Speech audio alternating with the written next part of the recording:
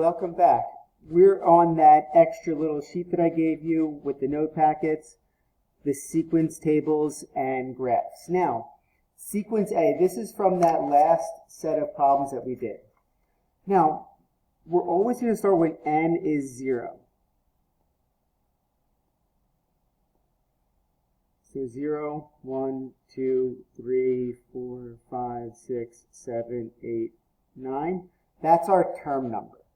Now, in our problems that we were given for part A in problem number 2, we were given the first term as -4, the second term as -1, 2, 5.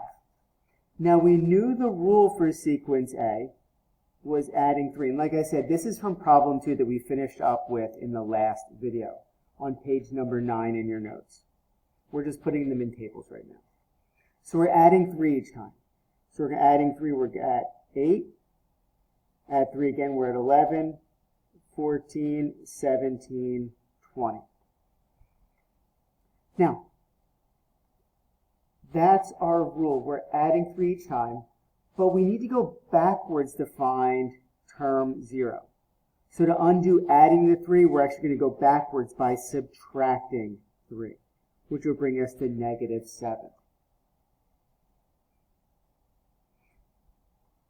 Now, we talked about this. We're adding the same each time, making it an arithmetic sequence. So it's linear. We need the slope and the y-intercept. Now, the slight difference is our notation. We're going to use t of n for our sequence. Now, our slope is going to be our generator. We're adding 3, so it's 3, n for the number of term, minus 7. That's our sequence here. Now, we're going to go to the page, or problem B. We'll do a couple of these and then we'll graph a few as well. So for sequence B, same thing, 0, 1, 2, 3, 4, 5, 6, 7, 8, 9. We were given for problem B in number 2 on the previous page, on page 9, we're at 1.5, 3, 6, 12, 24, 48, 96, 192, and 384. So we're multiplying by 2 each time. That's our generator. We're multiplying by 2 each time. Now, to go backwards to term 0, we have to divide by 2. And 1.5 divided by 2 is 0.75. So we had to go back and find term 0. Since we're multiplying by the same number each time, this is geometric.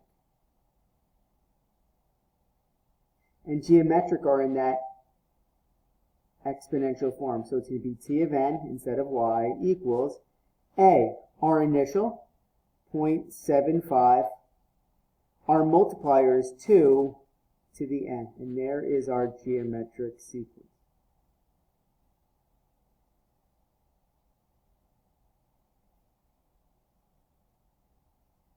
Now, for sequence C, 0, 1, 2, 3, 4, 5, 6, 7, 8, 9. We're going to start these the same way each time. We're given term 1 as 1, 4, 9, 16, 25, 36, 49, 80, 64, 81.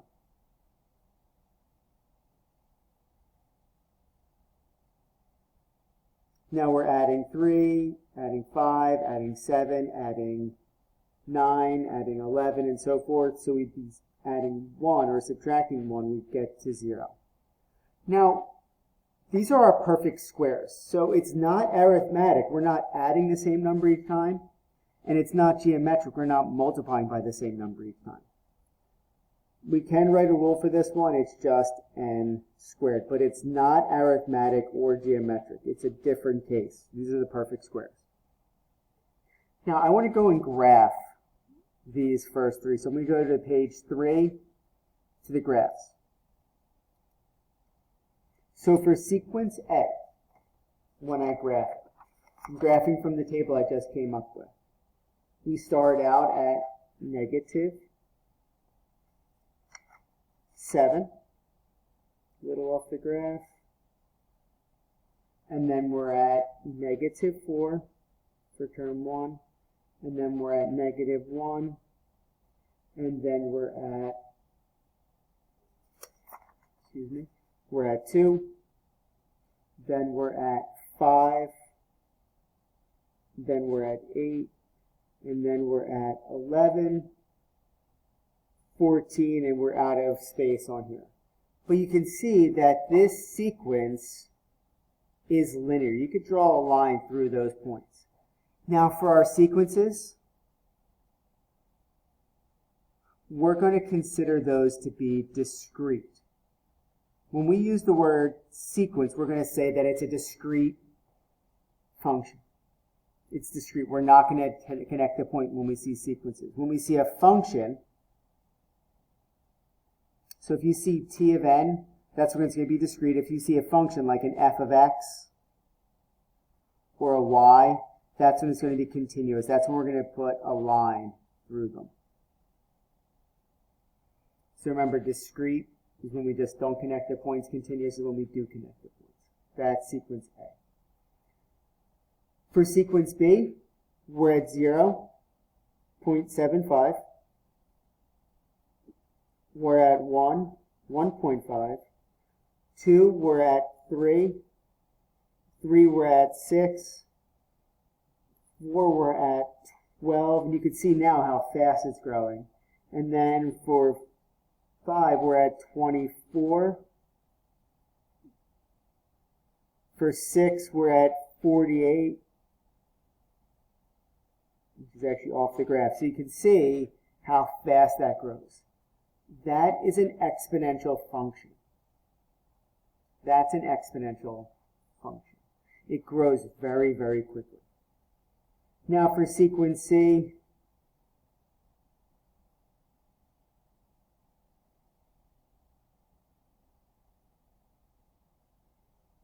it almost looks exponential in that it grows quickly, but we call this a quadratic.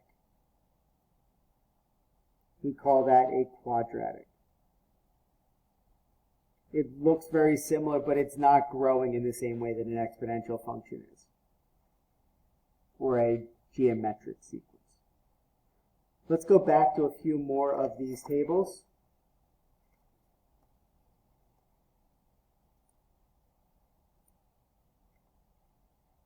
So for sequence D, once again, 0, 1, 2, 3, 4, 5, 6, 7, 8, 9. So we're at 2, 3.5, 5, 6.5, 8, 9.5, 11, 12.5, and 14. So as we talked about, we're adding 1.5 each time. So to go backwards to term 0, we have to subtract 1.5. We're going to be at 0.5. Since we're adding the same number, this is arithmetic. It's that linear. It's in that form of y equals mx plus b. In this case, t of n equals our slope. We're adding 1.5 each time. So it's 1.5n plus our y-intercept plus 0.5. That's our initial term. That's term 0. For E, we're skipping. For sequence F,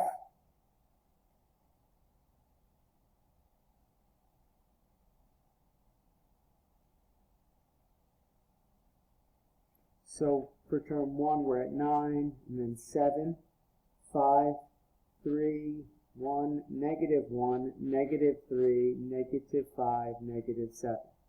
We're subtracting 2 each time. Now to go backwards, we'd have to add 2 each time. We'd be at 11. Because we're subtracting 2 or adding -2, this is arithmetic as well. So t of n equals, now our slope, we're subtracting 2, so negative 2n, and our initial, term 0 plus 11. That's our arithmetic sequence.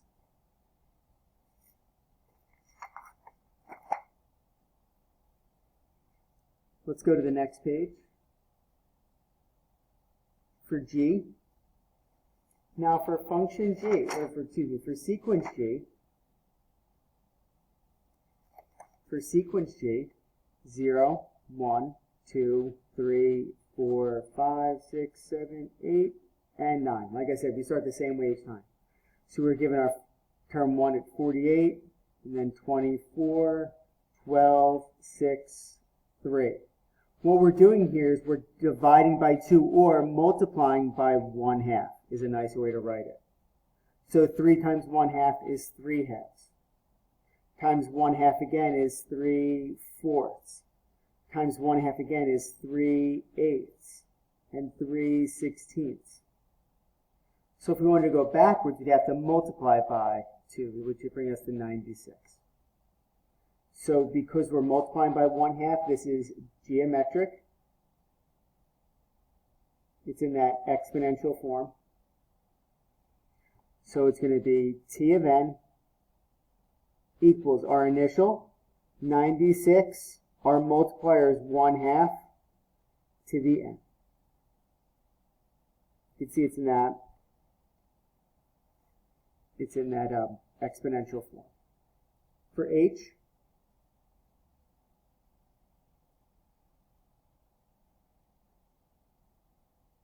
so we have term 1, which is 27, and then we're at 9.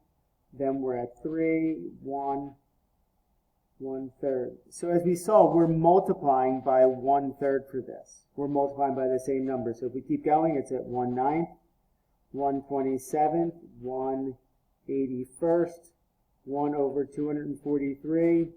And they go backwards, we'd multiply by 3, we would get 81. Multiplying by the same number each time, it is geometric.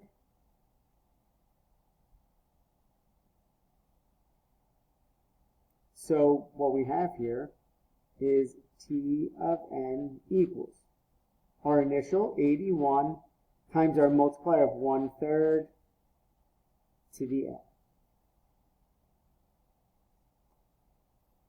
And there is our geometric sequence. We're going to skip sequence I, and then we're going to go to our final sequence, sequence K. 0, 1, 2, 3, 4, 5, 6, 7, 8, 9. Now for this one, we start off at 5/4, and then we're at 5/2, 5, 10. We're multiplying by 2 each time. So then we're at 20, 40, 80, 160, 320. So now to go backwards, we divide by 2 or multiply by 1/2, which will bring us to 5/8. We're multiplying by the same number each time. This is geometric. T of n equals our initial, 5/8. Our multiplier is 2 to the n. That's our sequence. We're going to be spending the next few sections in this chapter talking about arithmetic sequences and then geometric sequences in more depth. This is more of just a beginning. Arithmetic, you're adding the same number each time. It's linear. Geometric, you're multiplying by the same number each time. It's an exponential. When we talk about these sequences, when we graph them, they're going to be discrete graphs. We treat sequences as discrete, which means we do not connect the dots. I will see you in the next section to talk more about sequences. Thank you.